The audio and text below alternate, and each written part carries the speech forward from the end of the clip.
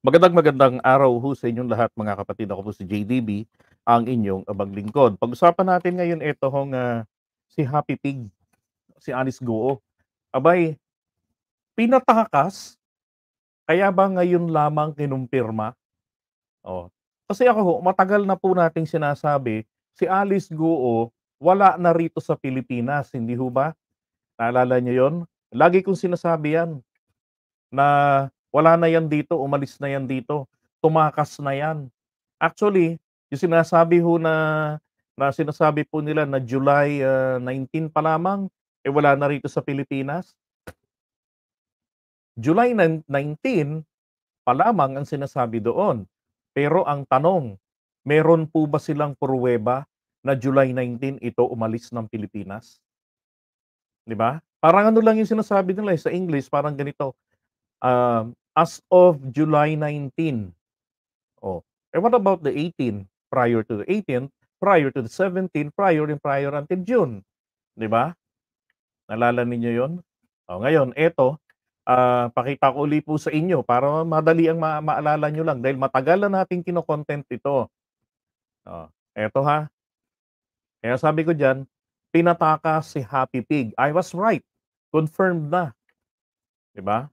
Anong confirmed na? Confirmed na pinatakas po si Happy Pig. Oh, tingnan niyo 'tong video. 10-4 sir, nakalapag ngayon VIP. Proceeding to car vehicle, palabas na ng Camila. Any seconds.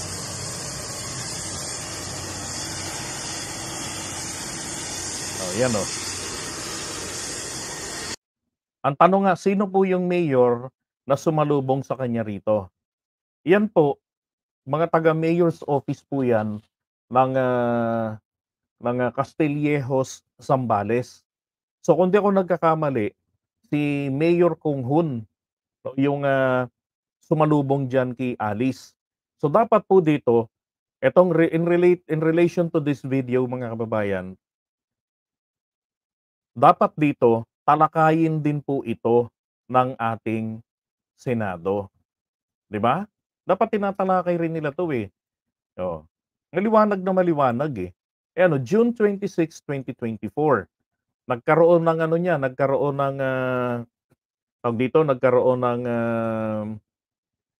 executive session. Sabi nung abogado, "We were not invited." Okey, 'di kayo invited, sige lang,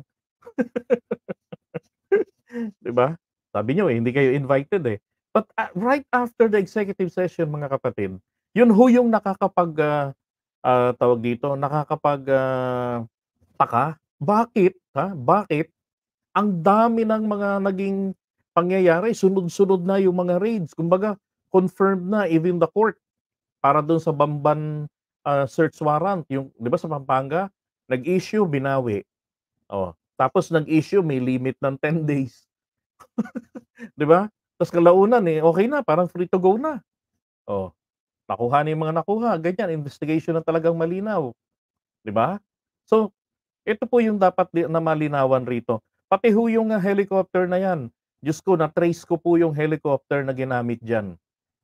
Saktong-sakto po talaga. Tanungin yung may-ari nitong helicopter, o yung, nagpaparenta niyan. Kasi ano 'to, hindi po kay Alice Goo 'yan, linawin ko lamang. Yan po ay, for rentals ang helicopter na 'yan. 'Di ba, para malinaw, sino ba talaga 'tong sinakay ninyo nung ganitong petsa, June 26. And again, June 26, wala pa hong hold departure order dahil wala pang kasong sinasampa. Ang bagal ho, lintik, ang bagal ng ating mga ahensya ng gobyerno. Pera-pera ho kasi yan. Yun naman ho maliwanag talaga diyan, eh. Tingnan niyo naman 'to, pagkatapos nitong lumabas, not even the Congress and the Senate, lalo na yung Senate na napakainit dito, as if hindi ito nakarating sa kanila, 'di ba? Oh.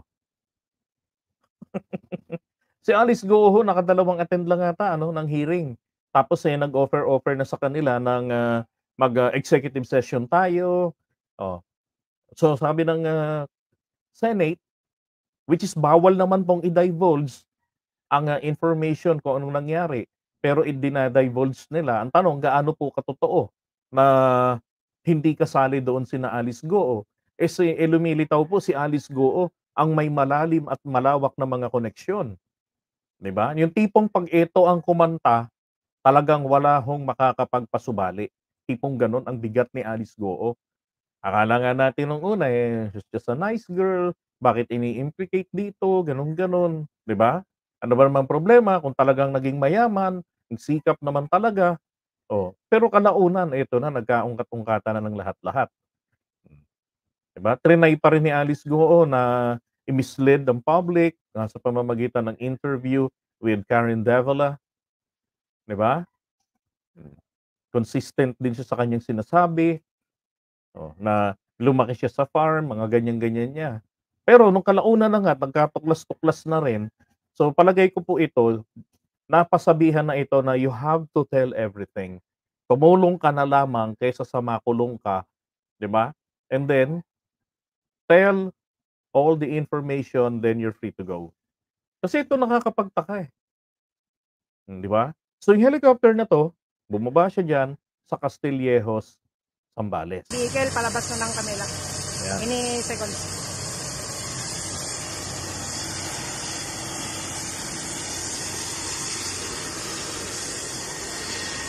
Pakinggan yung sasabihin nung ano, nung magraradyo.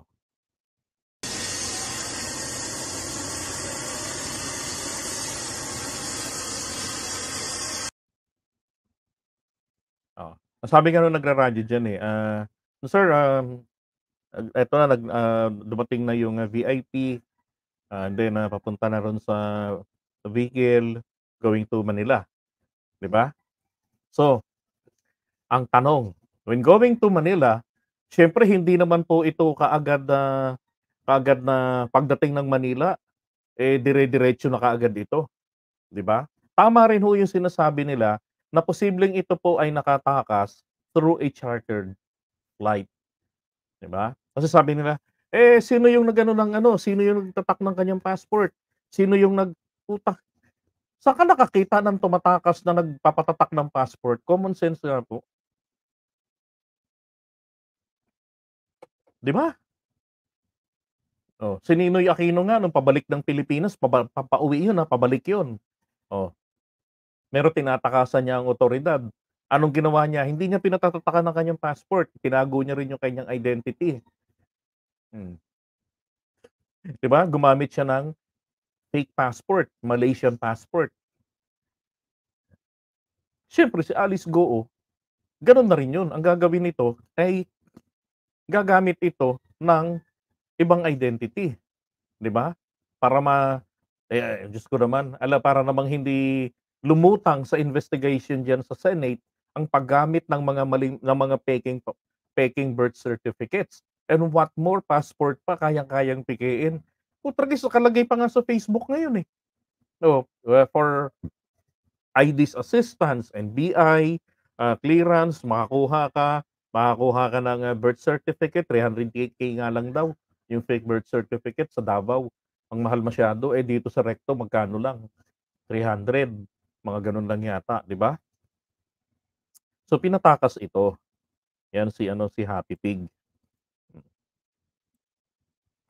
Ngayon ang, kapansin-pansin dito, ito yung pinakita ni Risa Ontiveros. Dito sa sabi ko nga, itong binigay na dokumento na 'to kay Risa Ontiveros, kay Risa Baby, July 18 pa daw, 'no? Oh, so di July 19 wala na rin sa Pilipinas, 'di ba? Pero ang sabi niya kapag isinom ninyo ito daw, yaan, wala raw yung image. Eto wala, no image yung nakasulat, eh. So malamang daw idinaan daw ito doon sa lugar na kung saan, hindi captured ng CCTV, 'di ba? Natural, gano'n ho talaga ang ginawa diyan. So using a different passport, paka tapos dito idinaan, 'di ba? Dito tayo dadaan para hindi ka ma-capture ng CCTV. At gaano rin nakakasiguro na yang, kaperanggot na andiyan na ito, si Alice Guo, oh. Eto pang isang tanong dito mga kababayan. Sabi ko nga, bakit ngayon lang ito nakumpirma kila Risa Ontiveros? Kasi palagi ho ang Department of Justice sinasabi na, "Hindi, nandito pa si Alice Goo sa Pilipinas." Ang sabi rin nung kanyang abogado, "Nandito pa, kagabi I listened to I listened to him, sabi niya, ng kanyang abogado, ni Attorney David, nung pumutok 'tong balitang 'to tinawagan ko pa siya, 'di ba? Tinawagan pa daw niya. So, bakit hindi po asikasuhin ng ating mga otoridad, 'di ba, na kunin yung phone number ni Alice Goo, kasi sinabi nung abogado tinawagan niya. So, ano ho ba ang pantawag? Kahit na mag-Viber ka, still you need to use SIM card, 'di ba? Either ano lang 'yan, Globe or kahit ano pang network 'yan, eh. 'Pag dumaan 'yan talaga sa telecommunication natin, at mati-trace po 'yan. Sino yung kinontak nito, 'di ba? Bakit hindi ginagawa, Risa Ontiveros? Ano ba, part ka na rin ba sa nilamon ng sistema para mapamatahimik na ang investigation na 'to? And after all, we are already getting the bigger fish, 'di ba? One of the big fish is si Alice Goo. Pero mas malalaki po ang nakukuha ngayon. Oh, ano ba 'to, patatahimikin na, ito pa ay bahagi ng, deal na magbibigay ng information si Happy Pig, tapos, pasisibatin and then ipaglalaban na nasa Pilipinas, iso-summon, padadalhan ng subpoena, padadalhan ng show cause order, putragis lahat na lang ng order, oo. Tapos warrant of arrest kasi wala namang aarestuhin. And then yung kanyang abogado, 'di ba? Oh, alam mo, mga kababayan, ang abogado ho bilang isang, officer of the court, again, bi bilang officer of the court, ang, isa ho sa mga responsibility ng mga panyero, ng mga abogado ay itaguyod po ang katotohanan, okey? Kasabihan lamang ang, sinasabi na malalaman mo ang abogado 'pag nagsisinungaling is the moment they open their mouth. Kasabihan lang po yun. Pero hindi ho ito dapat pinangangatawanan ng mga abogado dahil puwede po sila diyaang ma-disbar, 'di ba? Kasi hustisya ang pinag-uusapan, hustisya ang ipinaglalaban nila sa anumang panig, ito man ay akusado o nag-aakusa. Hustisya pare-pareho ang ipinaglalaban ng mga abogado. Pero bakit, 'di ba? Posible namang yung abogado niya, hindi maghihinala na ano, na wala na si Alice Goo rito. So, questionin din ninyo, Senator, ah, Risa Baybes. Tanungin niyo rin, puwede bang makuha, ilihim, ibulong mo na lang, i-type mo na lang anong phone number niyan. Ipati-trace natin sa NTC. Huwag nang hintayin pa yung isa pang investigation, 'di ba? Ipa-trace na sa NTC. Aknak ng putya rin ang NTC, wala ring kagalaw-galaw. Dapat dapat ang NTC po kusa pong kumikilos, eh. Kaya diyan ako naiirita sa sistema ng Pilipinas. Para saan ang mga diputang ahensya ng gobyerno natin at mga alagad ng ating pangulo, tingnan niyo, meron tayong NTC. Lahat ng text messages mo sa kabit mo, puwedeng makuha ng asawa mo yung conversation. Even do sa phone mo, deleted ang conversation. 'Di ba? Pupunta ka dun, walang court order. Pupunta ka dun, request itong si misis, oh, makukuha niya yung kopya. O ikaw may-ari ng phone, 'di ba, gusto mong gamitin sa korte, puwede kang kumuha ng kopya doon. Babayaran mo lang yung pagka na-print na. Oh, ewan ko lang kung magkano per letter, dapat walang gano'n. Oh, 'di ba? Dapat gano'n ang ginagawa po, ang ibig sabihin dito, ito hong ating NTC. Matapos niyang malaman na itong si attorney tumawag, dapat po sa NTC, sulatan na si Attorney David at tanungin na ano ang phone number ni Alice Goo. Dahil merong isinasagawang investigation ang Senado, 'di ba? Oh, bakit hindi susunod 'yun si attorney?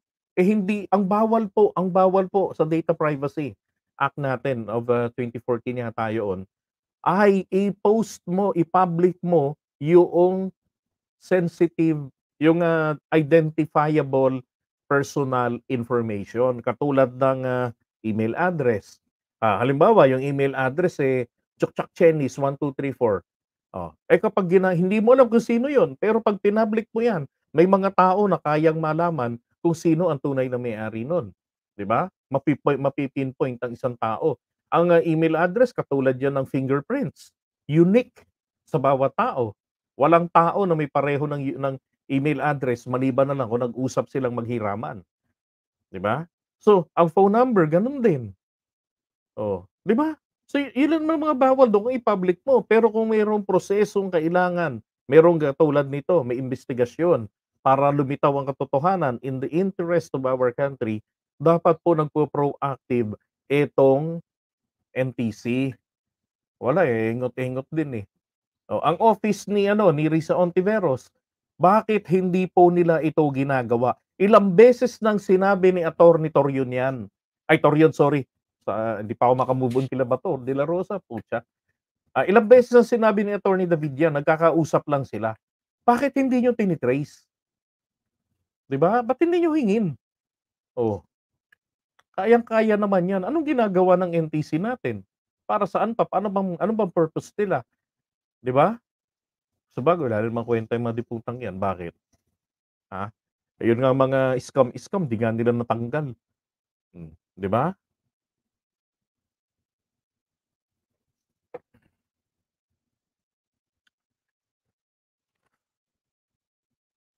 Ito, tsinek ko 'tong mga salita na 'to, eh, yung mga salita na 'yan. Ang sinasabi ni Risa Ontiveros nasa Singapore na daw, okey, nagka-reunion yung magpamilya. Pero nung tsinek ko ito, ano 'to, eh, I don't know kung pareho ang, lengguwahe ng Indonesia at saka ng Malaysia, okey, I'm not sure. Kasi nung ano 'to, ginawa ko ho diyan sa Google, itinype ko po itong, Jenice document. Tarik Tamat document, Negara Pengiluar,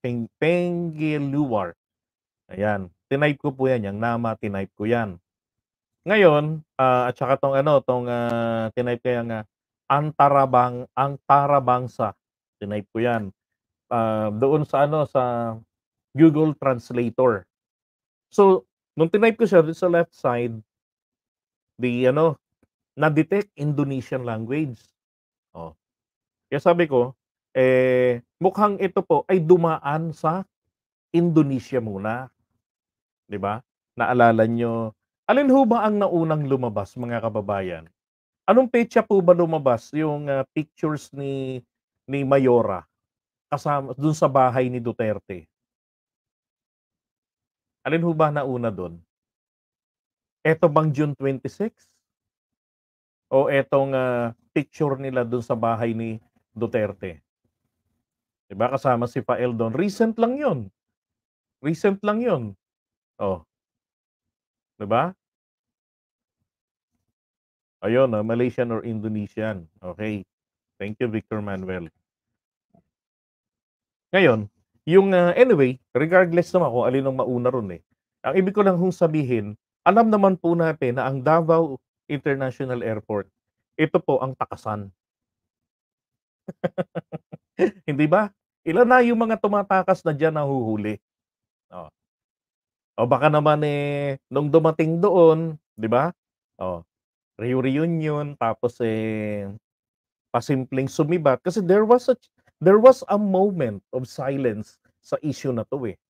Na yung tipong, nagtatanong na nga tayo, eh, kayo nagtatanong na kayo rito, "Ano ng update sa hearing ni Goo?" Wala pa ako, hindi ko alam kung kailan yung susunod kasi nagkaroon ng break ang Senado at ang Kongreso, 'di ba? Oh. So, doon ho ito sumibat sa pagitan po ng petsa ng August 18 at saka nitong June 26, yung naka-helicopter. So, maaaring nag-stay muna ng ilang, panahon diyan sa Mindanao, 'di ba? Tapos nung, break na nung ng mga lawmakers natin, saka na po ito sumibat, oh, gano'n. Ang tanong na nga lang is, ano ang passport na ginamit, totoong passport ba niya? At dito nakalagay, passport ni Alice Goo, okey. Passport nga ni Alice Goo yung ginamit. Ang tanong, papaano itong nakalusot, 'di ba? So meron po itong koneksyon diyan po sa atin sa Bureau of Customs, tama? Hmm.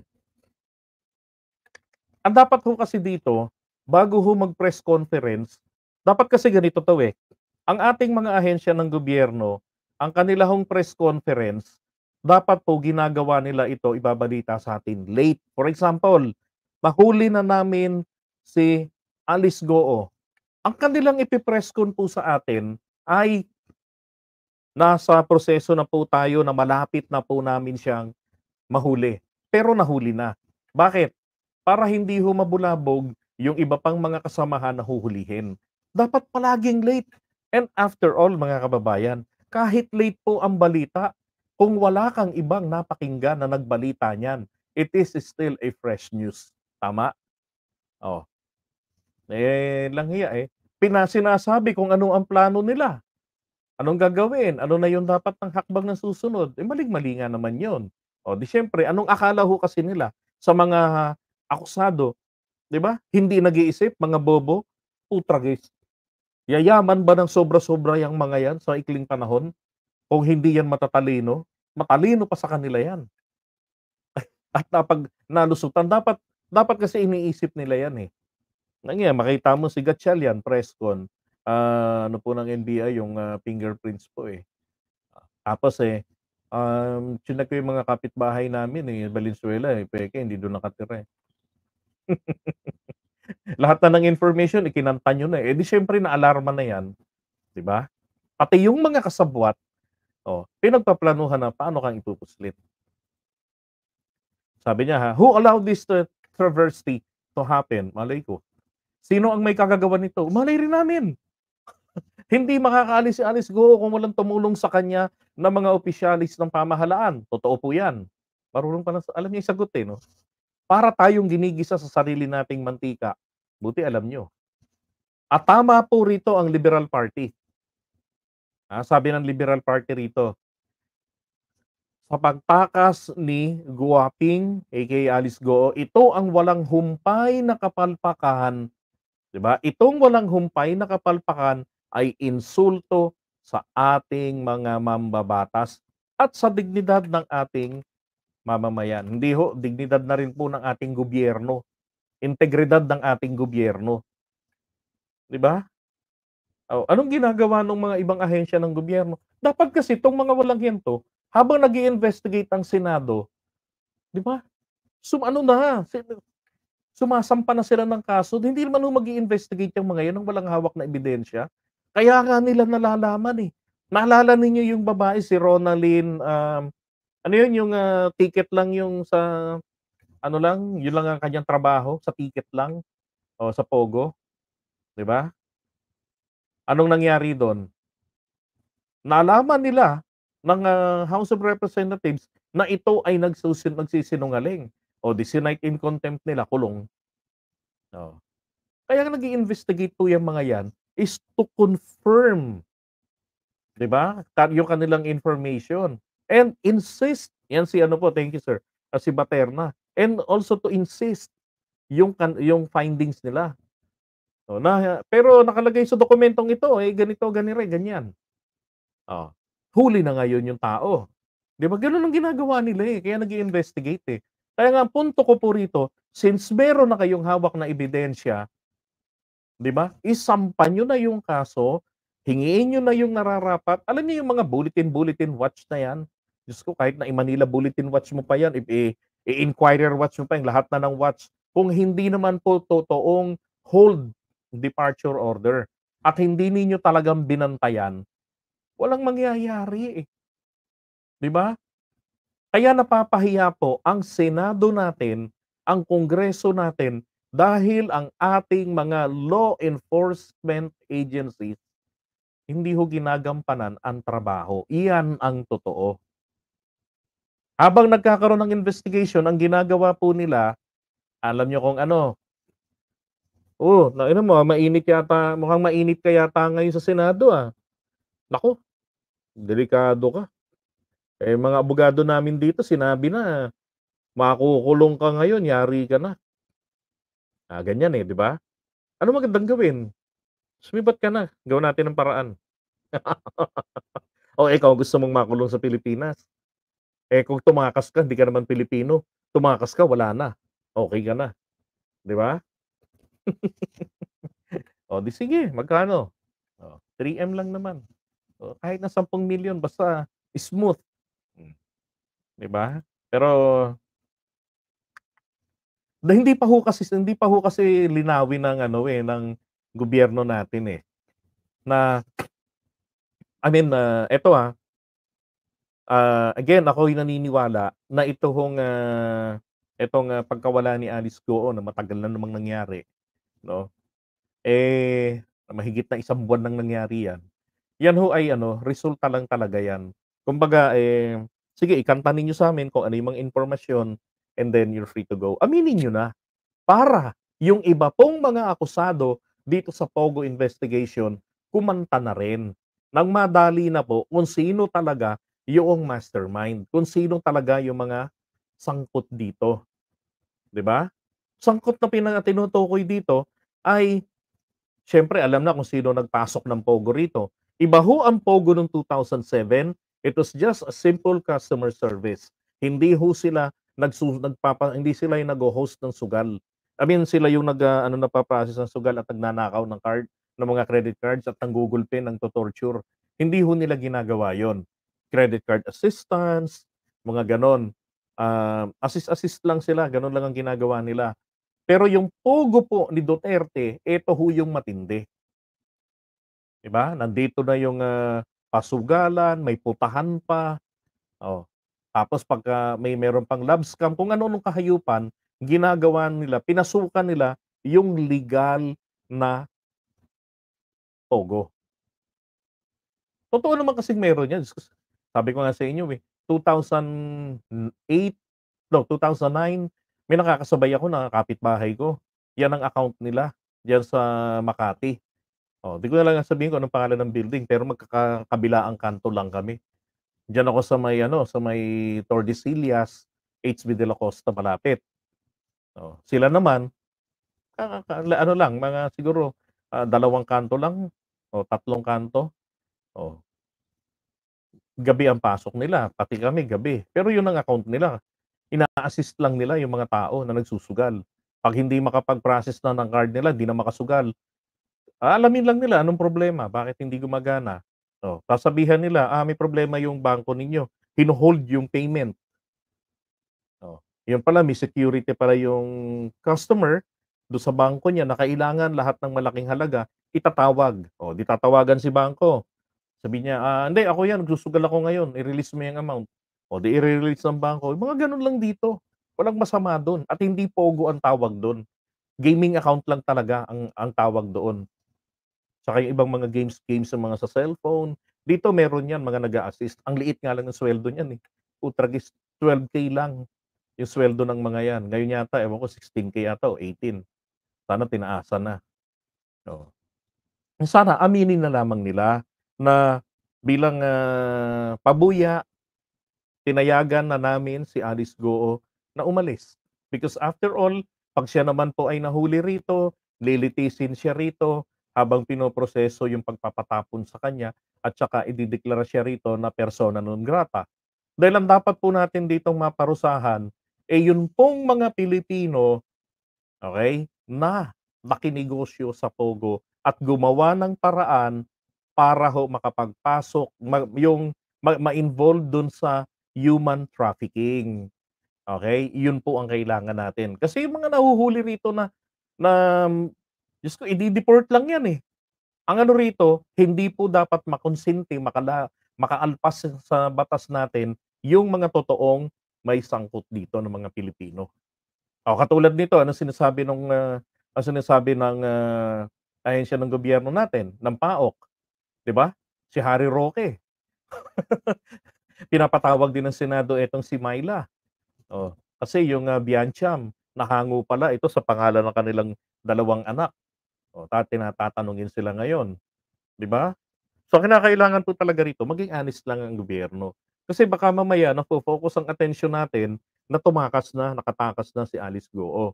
Pero meron palang isang isyung mabigat na dapat po mapagtuunan din ng pansin, 'di ba?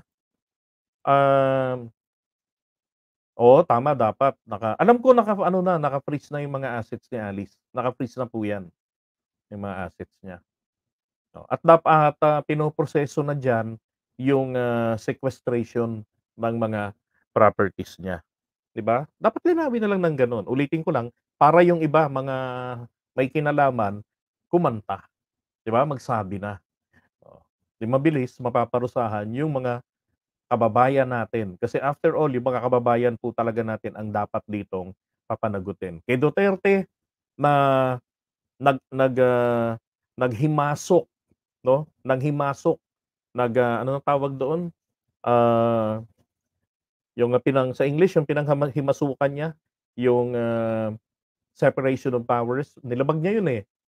Oh, kasi dapat yung EO-13 ay ano lang yun, kumbaga operational, procedures lang ang ipo-provide ng executive order na nakabase sa isang existing law.